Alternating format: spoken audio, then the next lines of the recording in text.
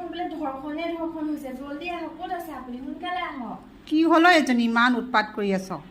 এই ৰ'বক, আমাৰ পিংকি ক'লে গ'ল গোটেইখন বোলে একে হোৱা নগাঁও ডিব্ৰুগড় তিনিচুকীয়া গোটেইখন বোলে ধৰ্ষণ 5 বছৰীয়া 3 বছৰীয়া ছোৱালীকো বোলে ধৰ্ষণ কৰিছে। বোলে স্কুলৰ মাষ্টৰ টিউচনত গৈছিলে যে টিউচনত যাওঁতে বোলে ধৰ্ষণ। মই একে গাঁৱলৈ ওলাই যাওঁতে শুনি আহিলোঁ। মা মোৰ একে বুকখন বৰ ধপধপাইছে। মা মই যে কি কৰোঁ নহয়।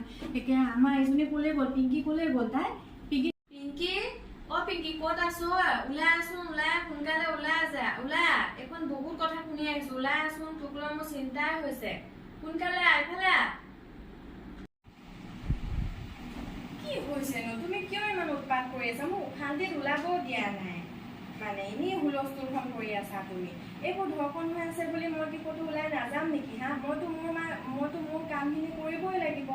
নকৰিলে হ'ব নেকি? কি যে হৈছে এইবোৰ, ৰ'বাচোন। এইবোৰ সমাজখনত এইবোৰ কি হৈছে নহয়, এইবোৰ মানে দৰকে ভাবিব লগা হ'ল আৰু। কি যে হৈছে এইবোৰ। সকলোৱে ছোৱালীবোৰক নীতি নিয়ম বুজালে নহ'ব নহয়, ল'ৰাখিনিকো বুজাব লাগিব। ল'ৰাখিনিকে বেছিকৈ বুজোৱাৰ প্ৰয়োজন হৈছে না, গম পাইছানে? হা, ল'ৰাখিনিক বুজাব লাগিব। যেনেকৈ তেওঁলোকৰ ঘৰত বাই ভনীবোৰ আছে নহয়, তেনেকৈ বাহিৰৰ ছোৱালীবোৰকো যদি সিহঁতে ভালকৈ বাই ভনী বুলি ভাবে, তেতিয়াহ'লেতো এনেকুৱা পৰিস্থিতি নহ'ব নহয়। বহুত ভাল হ'ব। সকলোকে সমান চকুৰে চাব লাগে, বেয়া দৃষ্টিৰে চাব নালাগে। তেতিয়াহে ভাল হ'ব।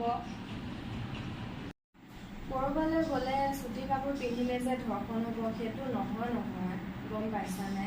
হা, এই যে ডক্টৰ যে মৌমিতা, তাইনো কি হেৰি আছিলে কোৱাচোন? তাইতো সম্পূৰ্ণভাৱে ডক্টৰ ড্ৰেছতে আছিলেচোন। তাইনো কিয় ধৰ্ষণ হ'ল কোৱাচোন?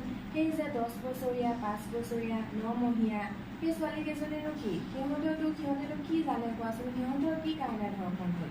সিহঁতৰতো ধৰ্ষণ হ'ব নালাগিছিলে। মই ভাবোঁ এতিয়া ছোৱালীবোৰতকৈ ল'ৰাবোৰকহে নীতি শিক্ষাৰ প্ৰয়োজন হৈছে, গম পাইছা? মদ, ভাং, ড্ৰাগছ আদি সিহঁতৰ বেছি হৈছে। সিহঁতে বেছিকৈ ব্যৱহাৰ কৰিছে, গম পাইছা? আৰু জানা, যিকেইটা নাৰী দেহাটোক বেয়া দৃষ্টিৰে চাইছে ন, সিহঁতৰ চকুকেইটা উলিয়াই দিব লাগে। তাকে দেখি বেলেগক মানে বেয়া দৃষ্টিৰে চাবলৈ সাহ নকৰিব, জানা?